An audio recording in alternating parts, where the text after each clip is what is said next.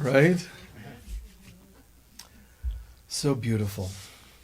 One thing I want to share briefly, just please remember, all of us, we start a few minutes before, and then some folks, and I'm not talking to the folks that just arrived.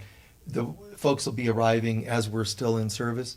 To you and to them, try to be here a few minutes before the hour, because John and other guest musicians would be playing a little before, and then that way we're also all here, for the service itself, the entire service, opening prayer and all.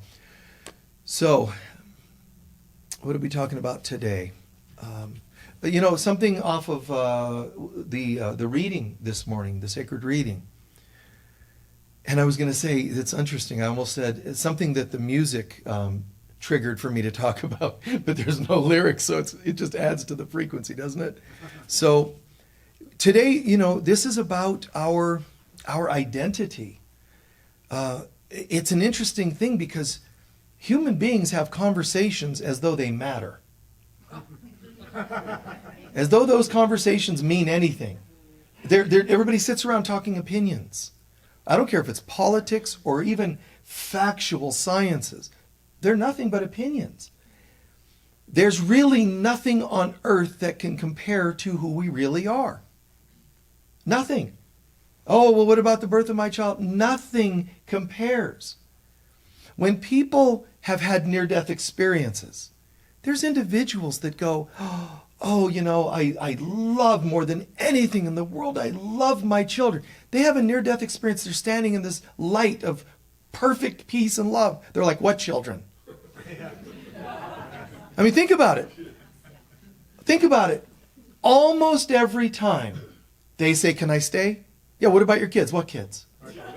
I've never actually had blood tests on that, I mean, it's like, you know what I mean? They might have been alien implants of some kind. And it's not to diss the love we have for each other, for kids, for the centers, or whatever we have. It's just to talk about the inexplicable, this tremendous love that is the presence of God. And that's not even fully it, the one that people describe as, oh my God, it's indescribable. I have no words, right? Other than, because it's so tremendous. And yet that's not even anywhere near all the way home. That's more like a good mood, spiritually speaking, to have a near-death experience and go, wow, the deepest meditations can't even compare because it's still something you're trying to describe, so you're still involved. Perfect presence of God can't be experienced in this body. You can have glimpses of it. Christ consciousness teaches us that, such as in A Course in Miracles. You can't have it and sustain it. You can, at best, be holding a mirror, which is in your heart. You hold a mirror, the light of God, which is in your upper chakras, shines down upon the mirror, and you can see glimpses of the light of God. And then a cloud cover comes, and you don't see it much anymore. What's the cloud cover? A bad mood, a negative pattern, a trigger. And now we're like, wait, get back to that. Where's God? And we have meditations where it's like that. Boom, this tremendous, I felt one with all. Wow, there was just this tone of love, this vibration of love. And again, then you get up and you trip over one of the kids' toys and then you lose it, So this world, it's not easy to sustain that. So don't get down on yourself when you go, why can't I sustain it? You're not going to. No, but there's got to be a way. And I can tell you, I have those frustrations, regularly. It's hard not to have them when you know the truth. It's hard to let's just go with the illusion today. We'll just do the best we can. When you know the truth, you want to go. The person that has a near-death experience, they're like, please let me stay. It's not your time yet. Then why did you bring me this close and tease me? Like, kill me now or forever. Let me go. So it is powerful to go to that place and go, wow, yes, I want more of this. You could say that it's the only healthy, positive addiction. Addiction, not in the traditional word, but meaning that it's something you really crave. Our souls truly crave that. Anytime there's been a song written, I don't care how sensual the song could be towards somebody, I really crave you. It could be the most base, fundamental, heavy metal, rapish tune about base concepts of craving somebody, or it could be poetic Rumi. All expressions of desire are ultimately for God. People just don't know it. Some have written it very clearly, as I lay me down to sleep, the recent hit from a few years ago, 90s or whatever. Sophie, I think, was the artist's name. And she says, well, I feel like it was about my father who passed away. It's very obviously about God. The song, Sonny, thank you for the life you've given me. That's about God. And that one actually was known to be about God. So sometimes they know. And sometimes, but yet you get somebody like Rumi who says, I don't know, is it? It's describing love of a woman. And yet is it? Some of these songs of Solomon, really? I don't know. When it's talking about, thou art fair, my love, thou art fair. It's describing the color of her lips and so on and so on. That obviously has to be a woman, is it? It isn't. The deepest poems, songs are very obviously for God. But what I'm going so far as to say is even the ones that seem not at all seeming about God, it's so base and craving oriented, underneath it, there's a desire for God that people have forgotten. You understand? Every craving, a craving for food is a craving for God. No, I really crave food. You don't crave. There is no food. It's a hologram. Oh no, I love food and I put it in my stomach. You don't have a stomach. Yes, I do. It's sitting in the middle of my body. You don't have a body. This is a hologram. And the more that you and I start thinking with our limited body, then the limited body tells us we're a limited being in the limited body. All the thoughts you can have when you're identifying with being a limited being, limited means it's not real. And therefore, any surface level definition I have for what I think I'm experiencing can't be real because it's coming from my limited self. So even when you're a nut, a megalomaniac causing wars and killing people, it isn't the real you that's doing it. It's the limited, ego-based, fear-based, false self. If it isn't God, it can't be real. So as much as you seem to be destroying people and the world, you're not really doing anything because this isn't real. This is a hologram where we're acting out our inner feelings. Hidden behind even the person that goes and murders and hurts other people, they're in pain. The real them can't do that. There are people that have had near-death experiences and they say, I went to the other side and it was tremendous. Something happened. I was so aware of God's presence. And I was shown that no matter what we're doing, in God, none of it is visible. None of it is palpable. It's not there. You don't go into God and go, let's sit with God and talk about those horrible people. It doesn't happen. God's like, really? Poof. And you go, oh my God, terrorists are just errorists. Nazis are just people that do not see. I get it. And you drop all the opinions and you drop all the stuff and you just go, it's just love. All you need is love. It's true. And that was written as a chant, which is brilliant. So this is the truth of God. Underneath it, all our external behaviors, I say underneath meaning on a lower level, but all of our external behaviors are mirroring. Am I reflecting the craving for God or am I misdirecting it? Because everything that we see in this world is seen through a veil. We have lenses over our eyes called judgment, called perception, called limited consciousness. We choose to be in this trance. Now the world loves to play off that trance. The world loves that. The world loves to tell you in the magazines at the newsstand what you need. 10 reasons why your partner doesn't do such and such. 10 ways to get them to do it. It's constantly, oh, that's what I'm missing in my life. No, it isn't. But what I tell you, stop buying magazines and don't do that and don't do. If we do that, here's what's going to happen. The whole world's going to go broke because they can't sell you magazines. If everybody suddenly was enlightened, you know what's going to happen? It's not going to be like now everything's peaceful. First, everything will collapse. Because the old us has to die. So for a moment, you won't have the same income. For a moment, people won't trust each other because, wait a minute, I remember you were trying to sell me insurance I don't need. Life insurance, I can't even die. How did I let you talk me into that? All I have to do is know who I am. You know what I mean? And the insurance, what? And then, you put him out of work. And on from there. You see, it would escalate, it would go every direction. What would happen to the medical association? Guess what? It's right here in A Course in Miracles. God wills that I be saved from this. I won't be needing you anymore. It's like I just know that who I am can't be sick. Oh, no, but if you take some of those will make me sick. I'm good. They'll all go broke, and then that falls apart. So technically, after enlightenment comes everything collapsing. But notice that that's actually happening. So is there a connection between everything collapsing and us starting to wake up?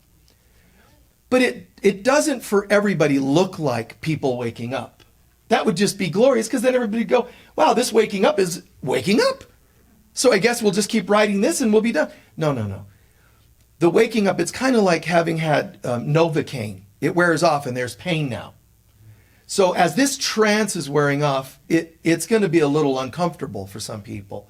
Why? Because our trance that we're in, this hypnotic trance that we're in, the whole world is under this trance. How do you know it's there? Well, because as soon as you open your eyes and see a world, you'll know you're still in the trance. There is only the light of God in reality. There is only absolute pure bliss, which we've tasted in great meditations during these services as we're hearing this music, near-death experiences and so on. You taste it. Sometimes in circles and moments of feeling just absolute love after forgiveness processes. Wow, I felt this tremendous love. Those are just the tip of the iceberg. Can we have more? Well, yes. Some people can say, I'm going to go further and have not a 1% feeling of love today, which feels like it's 100 because that's how profoundly powerful love is. It feels like 100%, but it's 1%. Some of us go, I feel it 40%. And that person is a few and far between master that, wow, look, I got it. I woke up. It's not usually the ones that tell you, on YouTube especially, I am enlightened. Why are you speaking like that? You're from New York. Like, where's the, hey, dude, how you doing? And he's like, I have now reached complete enlightenment. Why? Come on, man. You were my next door neighbor, I remember you, struggling with addictions all the time. This is just your latest addiction. I am enlightened. It's not usually going to be somebody that's like bragging it out like that. To each his own. However, how beautiful it is. One of you could be watching this show. One of you could have reached that, and believe it or not, you could have reached it and not even know it. Because you might have reached an absolute epiphany in consciousness and chose to stay a little bit numb to it so that you can get in the trenches with people. You could be a soldier, private, in the dugouts in war, firing away and be enlightened without knowing it because you might have said, if I know it, I probably can't pull the trigger and fire a gun. And then I can't talk to my brothers and sisters who are there doing that. So I need to wear a little bit of an illusion over my mind, go in the trenches, and be able to help at that level. It sounds like, well, who would do that? They're called saints. A Course in Miracles says these are the saints of God. The ones that can know the truth but respect the illusion that much. To be able to go to that place. Doesn't seem like it's a consistent or congruent with enlightenment. Because you and I also have this program to believe that as soon as we reach enlightenment, we only wear white. We're definitely vegetarian, which is no longer enough. You had to become a fruitarian, and that's no longer enough. You had to become, whatever else. Okay, a breatharian or whatever. You have to keep demonstrating. Now you can't just drink water. It has to be filtered and so on and so on and so on.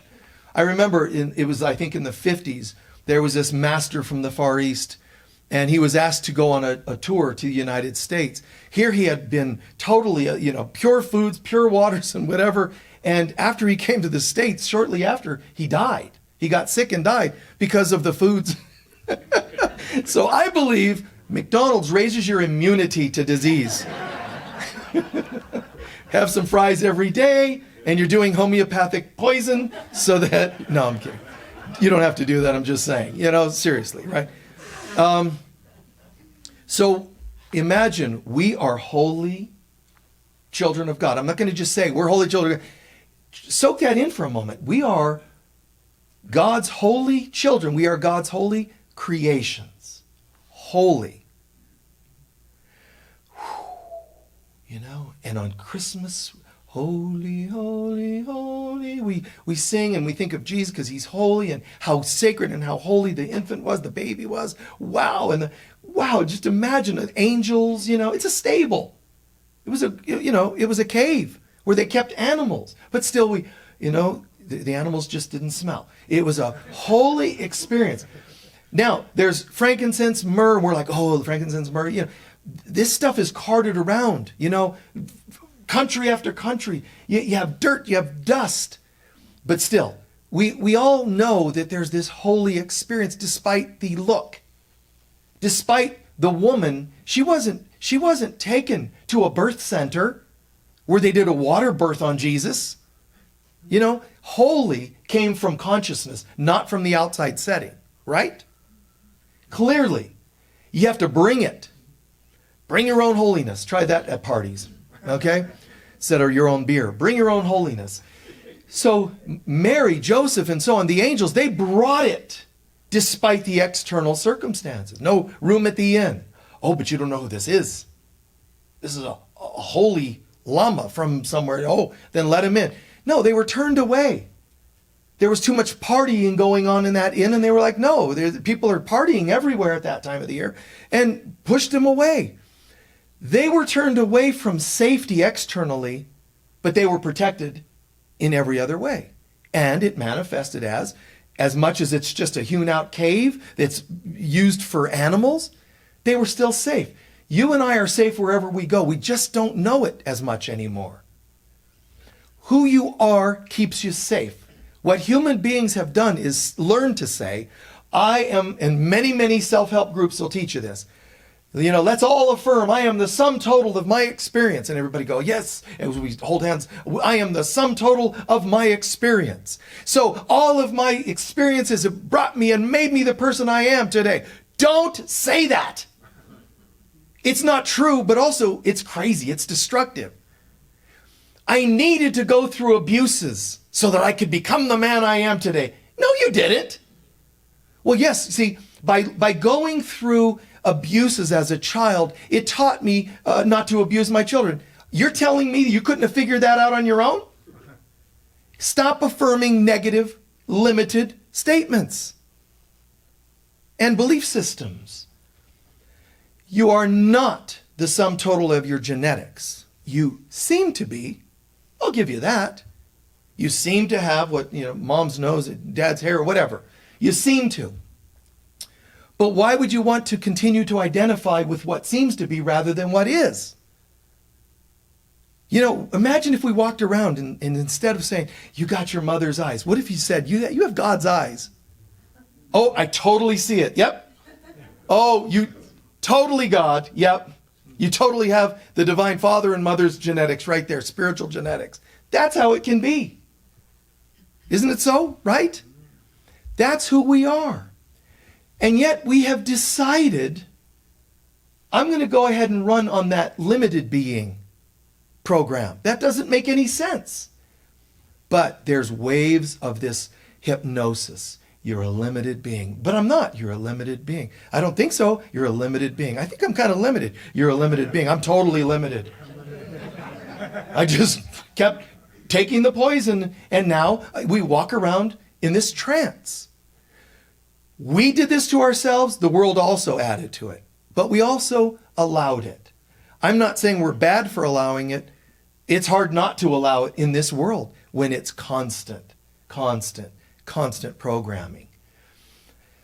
A being could come to this world like right now, beaming in from the highest heavens, beam in and told you're going to go there and beam in, not, just start to exist starting now. And with almost no time at all, they're going to get dense and stuck because of stuff that starts happening. You could know who you are, and you can say, I'm made in God's image. I'm the image. I am made in the image of love, peace, joy, abundance. I have all that I need. Now you're walking down the street and police pull you. Excuse me, sir, what are you doing? I'm just being. Really? Do you have any money on you? No, that's called vagrancy. You need to have money. Where do I get that? You have to have a job. How do I get a job? Well, what kind of paperwork do you have? Do you have college education? I have God's education. You see what I'm saying? This world immediately is going to shut you down. Peace Pilgrim, some of you would know who she is, gave up her life. She just walked out of her door one day and started walking the country talking about God and love. And, some of you have heard of her and some not. She just did this for years. Just walking. This old woman. Just walking. She would occasionally accept rides, but typically walking and just speaking the truth of God. They threw her in jail, people here and there, because she didn't have money on her. She's going, why would I need money? God's going to take care of me, and God did. She was constantly provided for. But you're thrown in jail. So even though you might think, if I could just start accepting divinity more, my life would start really kind of taking proper course. What will happen is you start experiencing enlightenment, the world will raise the volume on its attempts to program you otherwise. Now, the Christians would say the devil is going to come after you. Well, it's kind of true. The ego, the devil, whatever you want to call it. Limiting consciousness is going to try to keep you limited because that's how it's fed. When you start going, oh, I'm unlimited, it starts going, now wait a minute, we don't like this. What are you doing waking up? Go back to sleep. I can't. Now that I know the truth, it's going to send your family members after you. It's going to send government after you. You got to have a vaccination. Mandatory this and that and the other. It's kind of strange. But isn't that told in Revelation that you're going to need the mark of the beast? And if you don't have it, you can't function in the world anymore. This is just a tip of the iceberg of that. I'm not telling you to get vaccinated or not. It's all an illusion anyway. So respect the illusion. If that's what you feel, do it. If you don't feel it, don't. Be true to what you believe here. But at the same time, it's the tip of the iceberg. Because the world overnight has stated. Now see, when you tried to get America to go metric, how long did that last? How long did that last? America is founded on no. I'm not in the mood. Goodbye to the Queen. Canada never broke free of, Britain for the most part. I know they think they are. Okay, but we broke free of the Queen. Nobody was able to do that. England owned much of the world. And America starts 13 little colonies. No. We fought for what we believed in. We said no, and we broke free. You try to get them to go metric. These are renegades. The United States are just made up of renegades. It's kind of funny, I think. So now, and yet, despite saying no to a whole country that nobody else could say no to, despite breaking free, going to war, despite even wars after that, battles after that, for freedom and so on, almost overnight, even this country has accepted what's becoming mandatory, told to do this or else. It's interesting. I'm not giving you a talk about that. I'm saying that the trances that you think aren't there are there. And because we're breaking free, the whole world is breaking free of the trance, not of another country, of the entire ego, egoic plane, egoic consciousness. And we're breaking free of it. So what does it do? Fights harder to survive. Like any primal entity, let's say. Mother Mary appears to these children for years in Medjugorje, as well as Guatemala, as well as Portugal, different places in history. But she's appearing to these children in what was Yugoslavia, Medjugorje. And, one of the times she allows one of the children to have a specific vision, this child, she's showing this child some of the things that are coming to the world. This is 20-something years ago. She's showing this child some of the things that are coming to the world. And this child's going, no, this can't happen. Why would God allow this? She says, God has nothing to do with it, which I've been saying for so long. God has nothing to do with it. People are like, why doesn't God fix it? Fix what? Change your will? How could God take away your free will? That's what makes you one with God, because you are free to use your healthy, love-based will.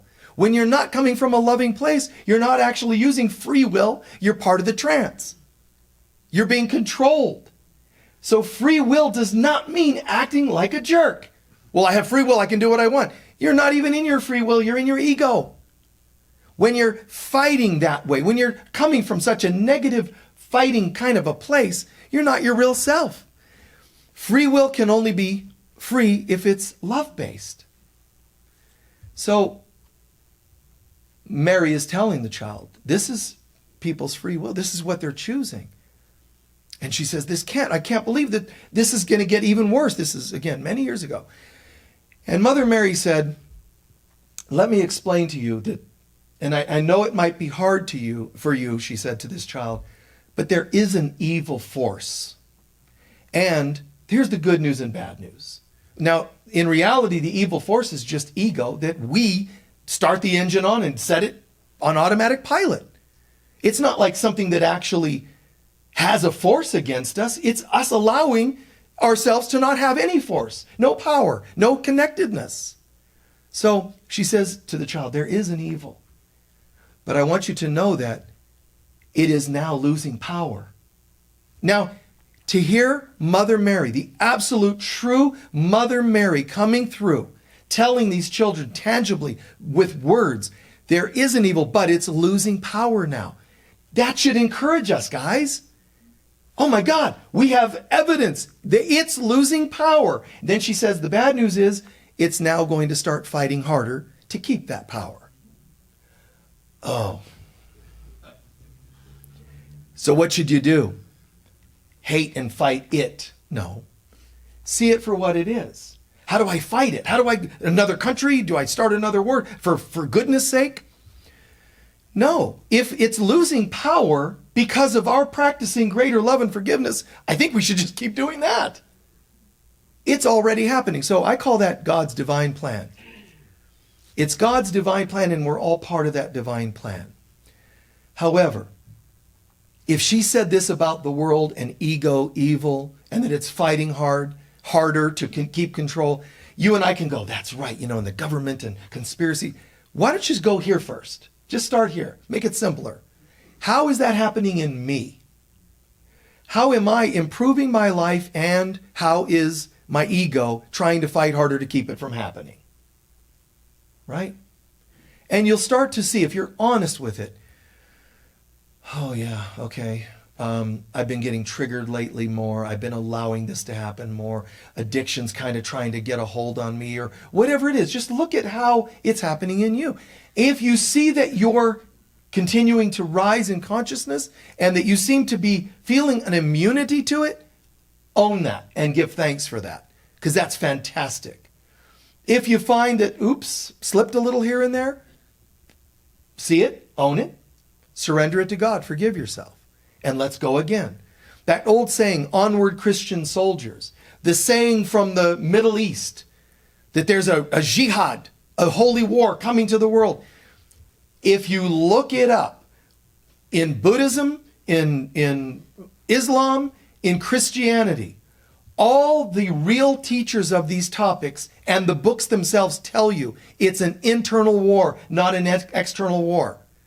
The holy jihad is a battle against your ego self. Christians understand it, only mystic Christians that say this is a battle against your ego. Buddhists understand it from their perspective. The deepest teachings of these, and sometimes in their own holy books, it says right there. But people that are in a trance, being led by their ego or evils of the world, keep externalizing everything. Which would be like you telling your child, honey, you're only going to be a worthwhile being if you look hot. Really, Mom? Yes, it has nothing to do with the inside. You got to look great. So I think we're going to start with a little plastic surgery. But Mom, I'm 5. I know. But you got to start young. Most of us with a sane mind would not do that. But that's what you're doing when you say that God wants you to do A, B, and C. When God is saying, no, inside. Yeah, but what about the outside? The outside will be fine if you take care of the inside. When you have such a glow in your being, it starts to emanate out here. It starts to show. Something a lot of people don't understand is, in this process, we are dying of the old, which means not just old religion, old science, or whatever, like external things. It also means I'm dying of my old belief systems.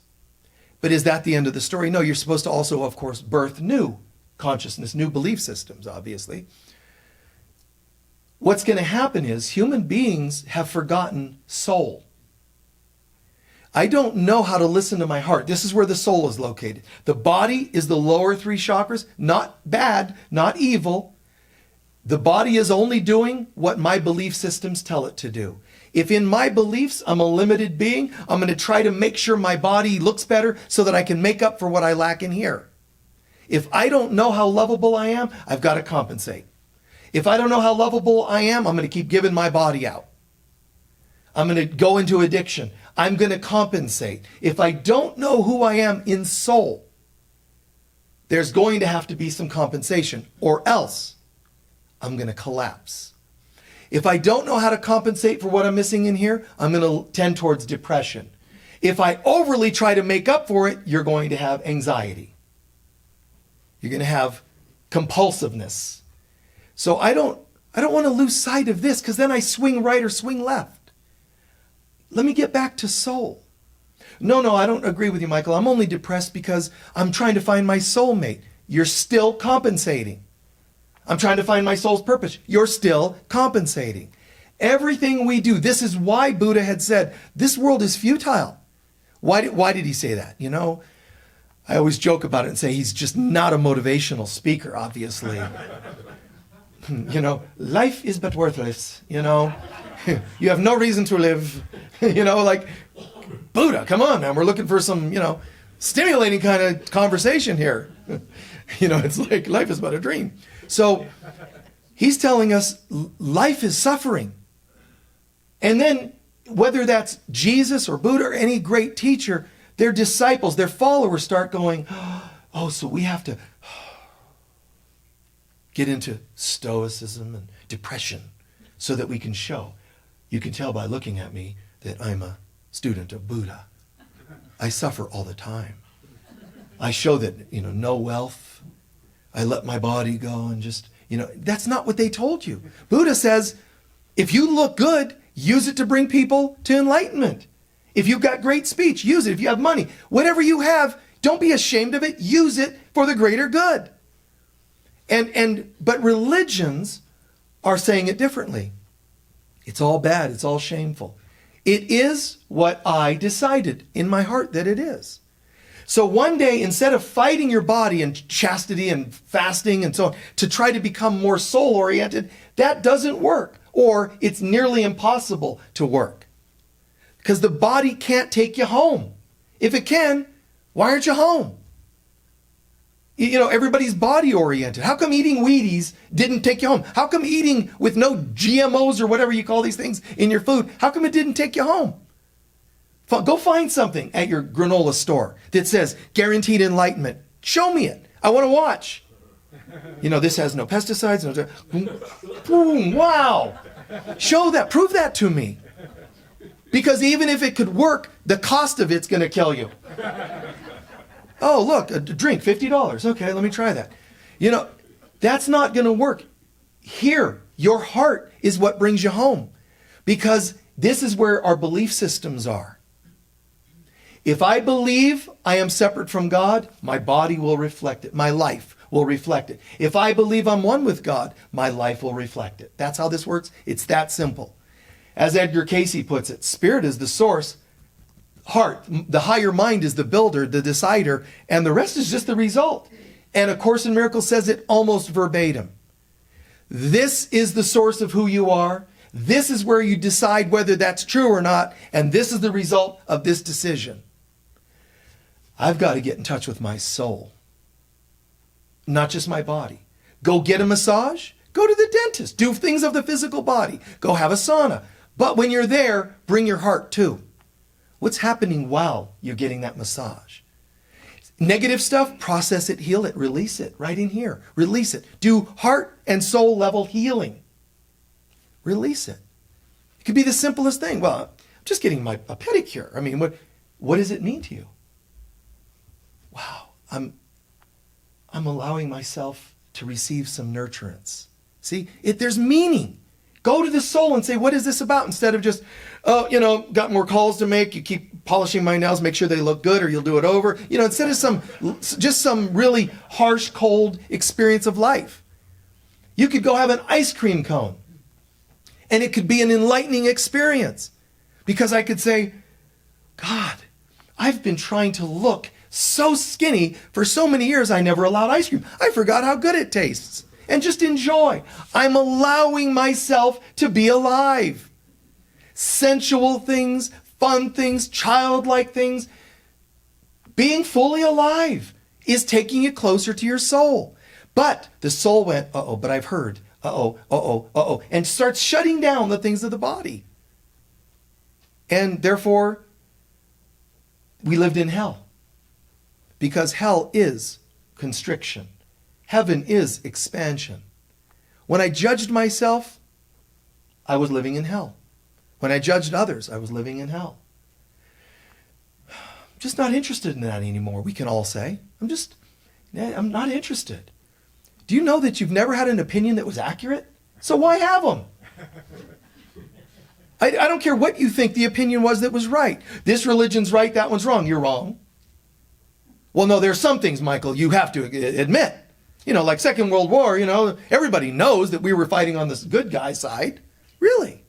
Did you know that some of our wealthiest people were funding Hitler? So where's the good guys? Draw the line exactly where that is.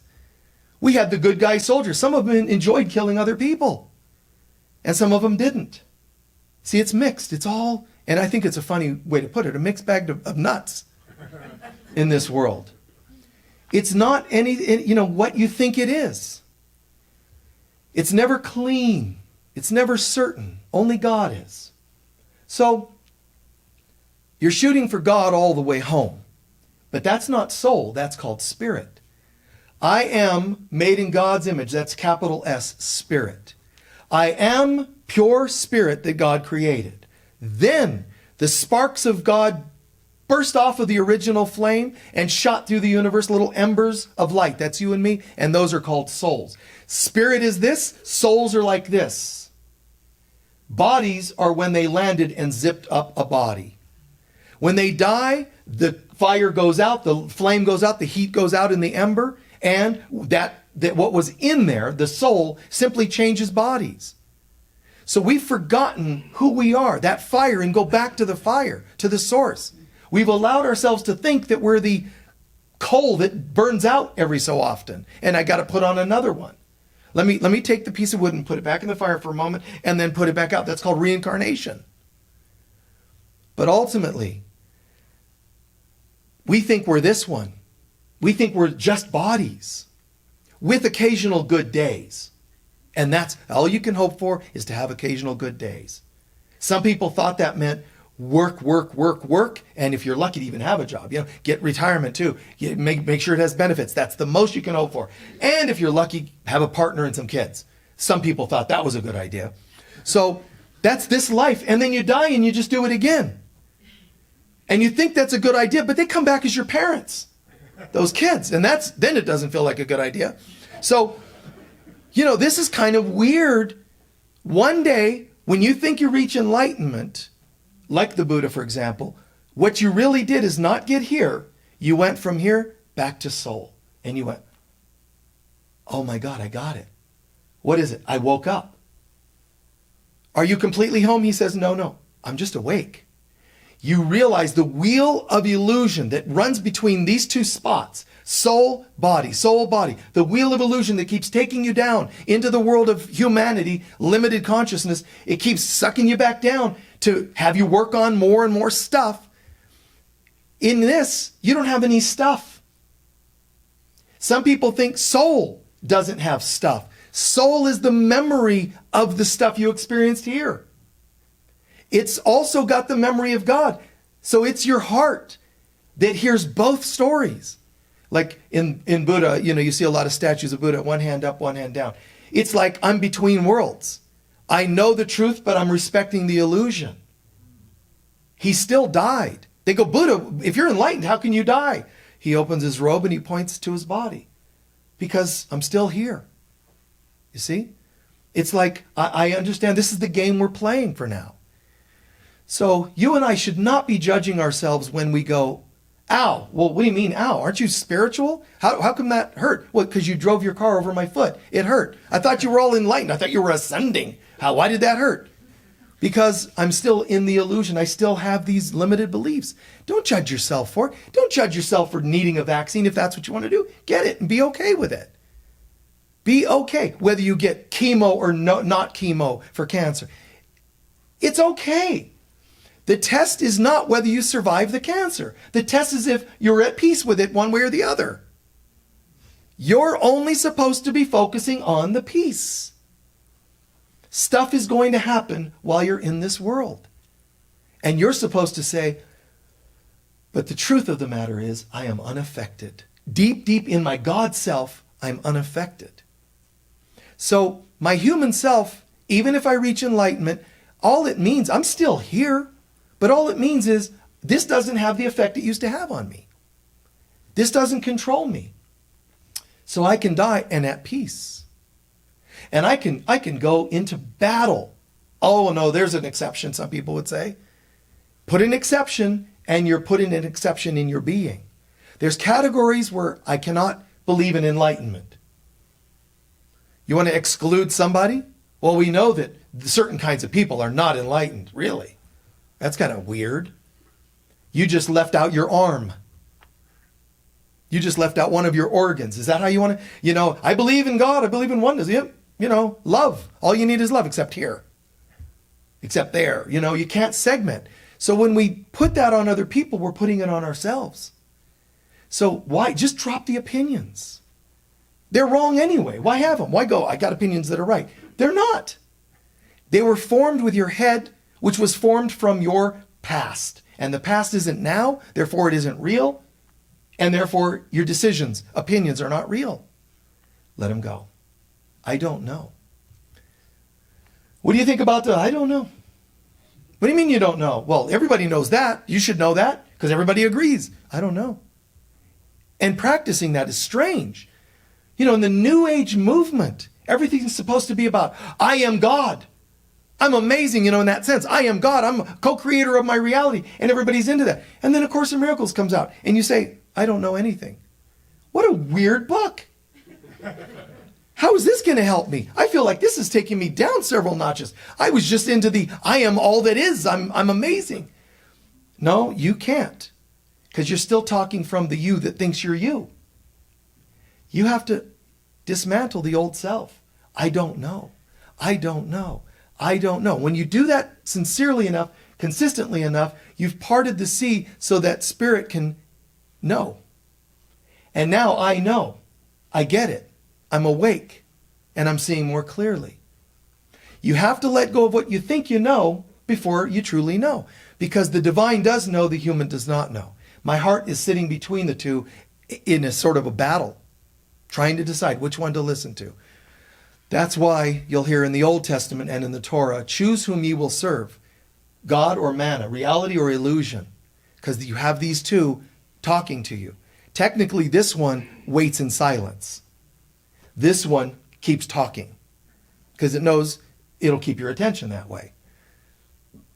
You know, if you walk into a room and people are busy and you want to get their attention and you yell, you'll get their attention quicker than just being. You shout something abrupt. That's what the ego does. Constantly getting your attention. Hey, look out. You're getting old. Watch out. You know, man, look at the stress you have to live under to be in the ego's command. So there's another way to do this, and it's God's plan. The divine plan, meaning. So in the divine plan, it's like allowing the Divine Mother to be my guide. She knows exactly how to midwife me into spiritual birthing and spiritual maturity. She knows exactly what I need.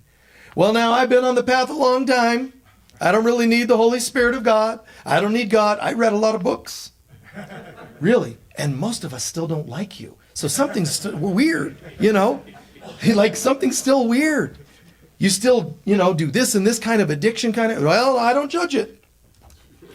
I just don't judge it. See, it's a lie. Come on. It's a lie.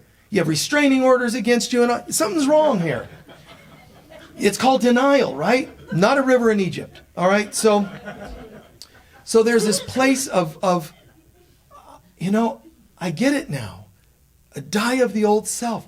It's called humility. And it doesn't matter what tradition you come from or traditions, what family, genetics. It doesn't matter if you were born in a taxi in an alley because you were left, no father and all the stuff that can go on, poverty and all that. Doesn't matter. Jesus was born into strange circumstances. He became the Christ. So what excuse could we make? Well, I was raised without a dad. So was Jesus. He died when Jesus was fairly young. Well, but friends of mine, they had birth center and warm water, and everybody was chanting Om. Yeah, Jesus had animals. Moo, instead of Om, it was moo. So, and he seemed to be somehow doing all right. Birth traumas, childhood issues. There were children put to death because they were looking for him. Michael, I would have a hard time with that. And I have some wits, I have some awareness. And I know that I would feel funky about knowing hundreds of children were killed because they were looking for me. I would have a hard time with that, wouldn't you? And he still pulled it off. It's powerful. It's amazing. People, his siblings, they came about later, can you imagine? You could say, well, I'd like to be the Christ, but a sibling rivalry. Imagine sibling rivalry if you're him. Your mother, why can't you be more like your brother? Because he's the Christ, he excels in football and, it's like, God, it's so challenging. It's bull. No matter who you are, where you've come from, you're born into this world under the belief that you are the sum total of your past. One of the things you need to accomplish while you're here is to realize that's a lie. I was seemingly the sum total of my past. The genetics, this and the blah, blah, blah, that. It is going to happen. I swear to you, it is going to happen. And very soon, where people's genetics are going to start shifting into light. You're not going to be able to trace genes from family genetics. Your genes are going to turn to light. They can't not turn to light if your body is going to turn to light. People are going to experience a transformation into their light bodies. And I don't mean just suddenly with no effort on our part. We have to clean up our act. We've got to practice love and forgiveness. We've got to surrender to the greater power of God instead of trying to do everything our own stubborn way. And, the genes, guys, they're going to change. When people look at you, they're going to go, you don't even look like your family members. That's just one example of a symptom. But don't get on it, worry about it if that's not true for you. It'll be your voice is different. It'll be talent is different. Family might be, just primitives, and you're like fairy flute player, and, they're like, what's he doing here playing into that piece of wood? I think that's called a flute. Does that mean he's in a cult? You can have family like that. You might have family like that. And, you're just all wispy and kind of fairy-like. Cool. They could be opinions and religions and dogmas and about who you can marry and, gay, straight and all that. And you're like, I have an announcement to make. I'm gay and I'm in a partnership with an alien from a higher dimension. Everything contrary to their beliefs. I wouldn't say you literally need to do that to cause disruption, but I'm saying those kinds of things are happening now where people are scratching their head going, wait a minute, that's not how we do things in our family. That's how you didn't do things. You're out of the family. I'm fine with that. Well, you're not supposed to be fine with that. But somehow I'm checking in. No, I'm fine with it. What do you mean you're checking? Is he talking to beings? It's okay that if crazy people disown you. I mean, if that's not obvious, that should be okay. Everything is changing. Soak it in. Everything is changing, and that includes not just the world. That means everything in my beliefs. I'm not even going to bother with opinions because they're just not accurate. I want to know the truth of God, not the opinions of man. All those are their opinions. They come and they go. They change. They can even call it scientific fact. There's not one scientific fact that hasn't been disproven. Sometimes it's just within years of the fact coming out. Oh no, there's some like gravity. Really? Because some people have seen beings flying. When you're not in your dense body, you can fly. And even in a dense body, people have been known to ascend because they're in a light body. So there's just no facts of this world. People, you have to eat certain foods. And then they changed that. All the food groups. And people have proven, well, I can leave one food group out and still seem to be fine. They're just opinions. But you and I aren't supposed to be proving them wrong. We're supposed to be just living right for us. That's all that matters. Are you being true to yourself? It doesn't matter what they think. You have to be this, you have to be gay, or you have to be straight, or you have to be this religion, or this persuasion of politics, and let it all go. Or not. But I will tell you this. Anything you cling to is going to bring you pain, because clenching is tiring, it's fatiguing, and it brings pain. Let go and let God. Yes, let go and let God. Yeah, but okay, if there are some things you're afraid to let go, it's okay. Own that. Don't make yourself wrong or weak. Just say, but there are some things I'm still clinging to. Just own that. I'm pretty good about this, but there are some things I'm still clinging to, and I'm just going to own that. God, I know you understand. I'm clinging a little bit to whatever it is, A, B, C, and it's going to maybe take me a little while, but I'm open to you working with me on that. Just throw it out there like that. And maybe you'll find that it'll be a finger at a time that's loosening up. Before you know it, just like people that commit to healing addiction, before you know it, you're not fighting it, you're not interested in it. It sort of fell away on its own. Is that all making sense? Excellent. So this is who we are versus who we seem to be. That's your title. Who we are versus who we seem to be. And I'm saying to you, genetics, it's not who you are. Race, gender, no. Religion, no. None of it is who you are. I'm not denying that it's who you seem to be. See, otherwise we'd be fully into denial, and that would be too much for people. So we'll say it this way, it's who you seem to be. You seem to be having propensities towards certain illnesses, perhaps. How would you like to stay stuck on that one? No, I don't want that one. Good. Then loosen it up on all of them. I'm not what people think I am. You could be, a pacifist and still step up when there's a problem and people are in fighting, and you go and you help stop this fighting instead of turning your eyes and pretending you got to walk away. You might be the only white person that does this, black person that does that, because none of that's controlling you anymore. Stop talking about differences and recognize the light of God in all people. Well, I don't know how to do that. Just ask God to help you do that. And God's going to come rushing in to show you how to really see things, and it's going to run smack dab into your opinions. And you'll go, well, God, I'm waiting. We're here. I don't see you. That's because you're still holding too many opinions. Go ahead, let one go, and boom, a ray of light comes shooting through. And another one, and another one.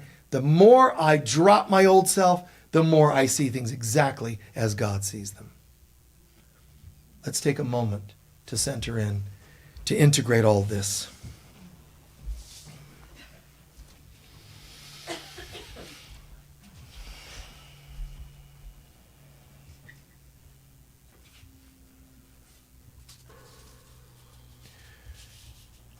As usual, first decompressing. And as you've taken a moment to decompress,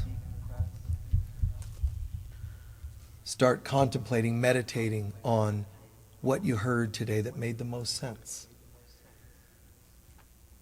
It could be in the music, it could be in the people you're sitting with, it could be something I've said, the sacred reading.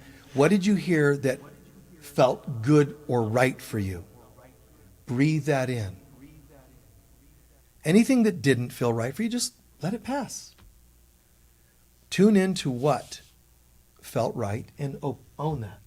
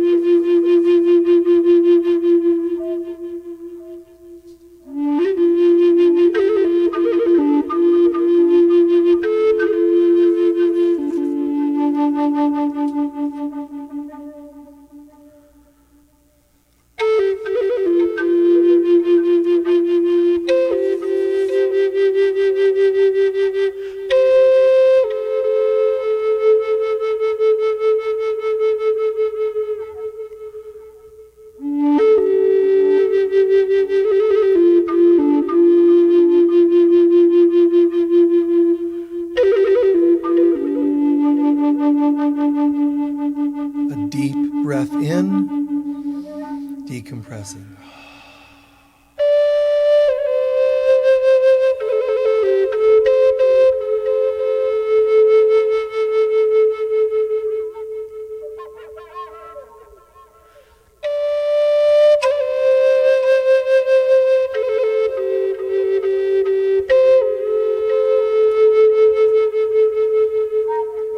Take a moment now.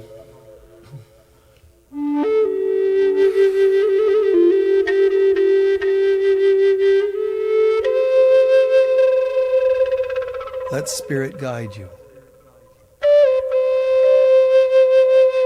Surrender. Surrender.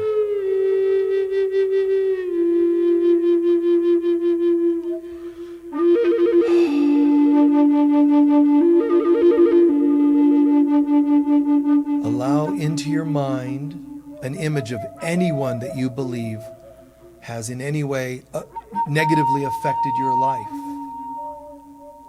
adversely affected your life, even ruined your life. Let them come to mind, one or more.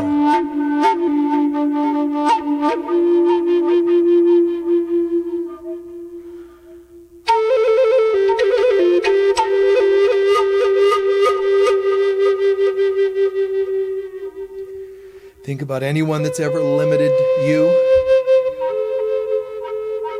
harmed you financially, emotionally, your body, your health.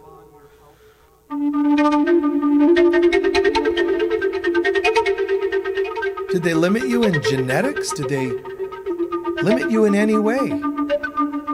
Pass on an illness to you? Be honest. Financially? Note the quantity and intensity with which they seem to have harmed you.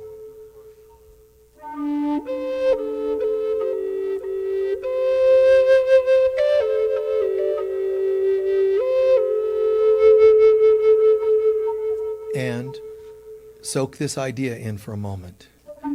The intensity and the quantity of times they've harmed you is also proportionate to the intensity and quantity in which we're refusing to know our divinity.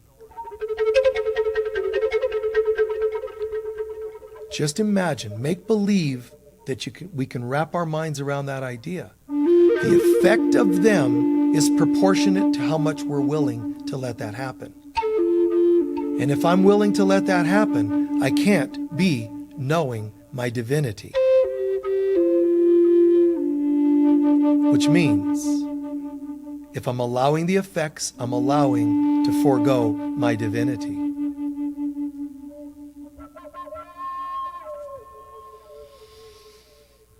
Furthermore, spontaneously, without thinking with your head, do you really believe we're all one? Just answer that question in your mind. Do you believe we're all one? And let's assume you say yes. Then how could there be another that harmed you? You just said there's only one of us here. It's okay.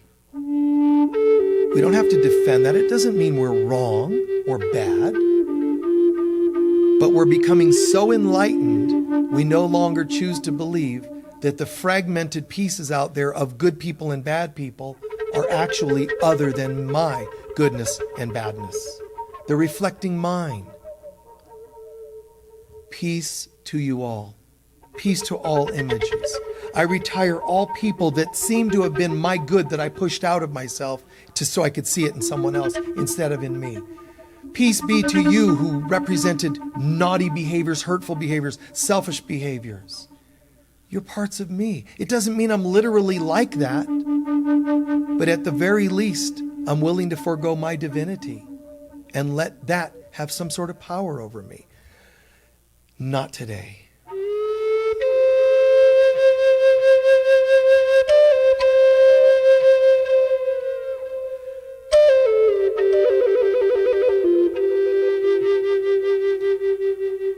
We've been hiring people to play a role, to sabotage our lives, because we were allowing the saboteur of all saboteurs, the ego, to control us. No more. I am as God created me, and I will to be the Christ on earth. I am as God created me. I am waking up now. There is no other. There is no outer.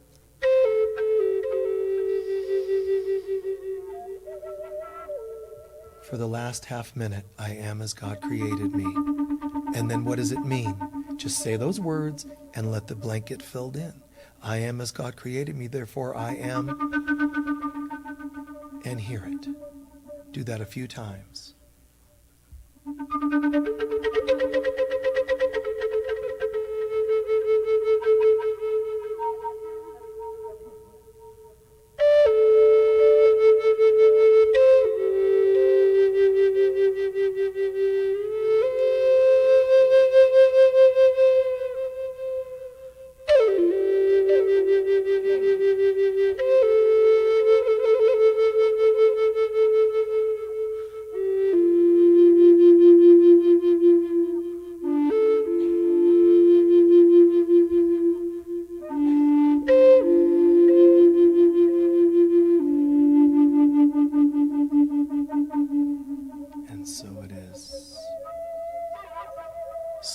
Slowly integrate.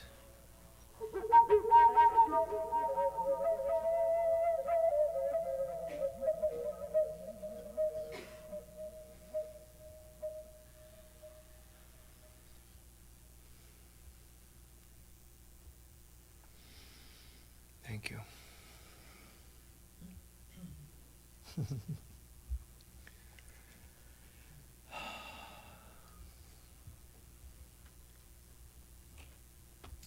Slowly integrate back into the room. Thank you, John.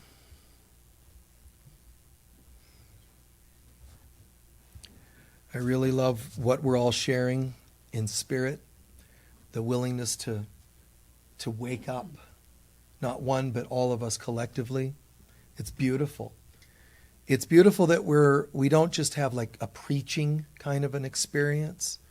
We don't even have just like an intellectual lecture kind of an experience. We have this soul awakening experience. We're learning, healing, all at the same time. So many dimensions of things happening at the same time. You could be watching from far in other countries. You could be watching this program, and instead of just going, oh, this is interesting, maybe notes, but allowing to, wow, what was that? There's vibration happening. There's something, frequency changes that are happening.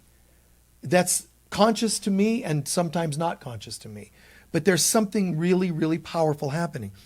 It's kind of like the program is an excuse that we use for God to gather certain people that are ready at certain levels and put them in a place. And we call it a sacred service, which I barely can even call it that, because it's that squared, you know? It's that and so much more, but that's a great name for it for now. It's a sacred Sunday service. It's an experience and a half. And so God gathers us so that we can do this kind of work, ahas, epiphanies, healings, tears, music, and so on. But on another level, guides, ascended masters, angels of every level are weaving things together at levels not conscious or not seen by the human eye.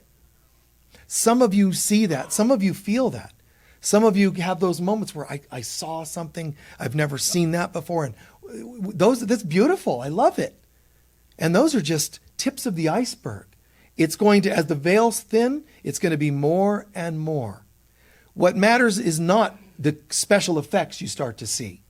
What's going to matter is it making a difference in your life?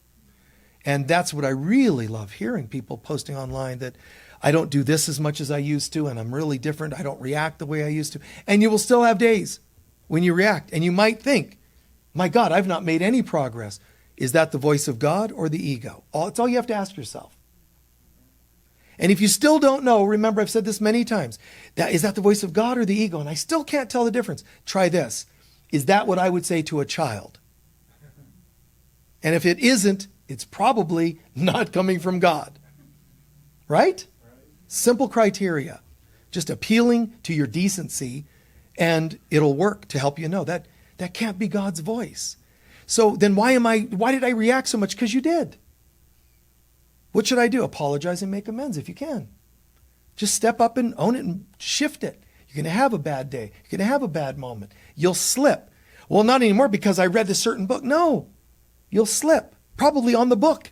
And then you'll really be upset. I slipped. I tripped over my Course in Miracles and fractured my arm. I hate that book now. Excellent. Now you have new things to forgive.